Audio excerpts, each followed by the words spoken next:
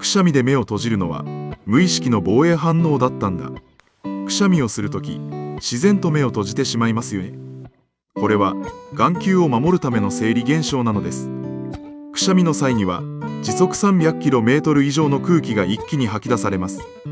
この強い圧力が目にかかるのを防ぐため、目を閉じて筋肉で保護しているのです。目を開けたままくしゃみをすると、眼球脱臼のリスクが高まるとも言われています。体は無意識のうちに自分を守る行動をとっているのですね。